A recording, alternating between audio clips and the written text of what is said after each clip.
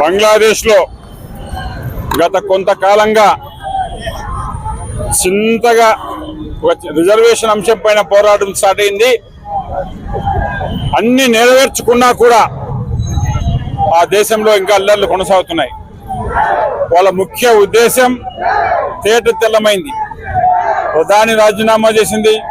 వాళ్ళ యొక్క రిజర్వేషన్ వెనక్కి తీసుకున్న నిర్ణయాల్ని అయినా కూడా వాళ్ళ ఉద్దేశం అక్కడ మత ఛాందసవాదులు, పాకిస్తాన్ ప్రేరేపిత ISIS ఉగ్రవాదులు ఆ బంగ్లాదేశ్ లో ఉండే హిందువుల పైన దాడులు కొనసాగించాలి, ఆ హిందువుల పైన ఆస్తులను అక్రమంగా దోచుకోవాలి, హిందువుల్ని బంగ్లాదేశ్ నుంచి తరిమి కొట్టాలనే ఒక దురుద్దేశంతో వాళ్ళ యొక్క పరిస్థితి ఉందని చెప్పేసి మనకు అర్థమవుతా ఉంది.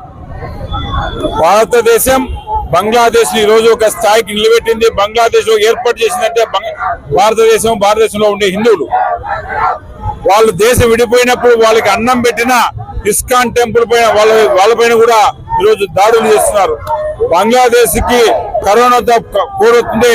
భారతదేశం కోవిడ్ వ్యాక్సిన్లు పంపించింది, డబ్బులు పంపుతుంది. ఈరోజు అన్ని విధాలా చేస్తున్నప్పటికీ అక్కడ మత మౌఢ్యులు భారతదేశంలో పైన, అదేవిధంగా అక్కడ దేశంలో ఉన్న హిందువుల పైన దాడులు చేస్తున్నారు. వాళ్ళకి హెచ్చరిక తెలియజేయాలి. భారతదేశంలో ఉండే ప్రతి ఒక్క హిందువు దీన్ని గర్హిస్తున్నారు, ఖండిస్తున్నారు అనే మెసేజ్ కోసం ఈరోజు ఒక శాంతి ర్యాలీ అనంతపురం పట్టణంలో చేపట్టడం జరిగింది.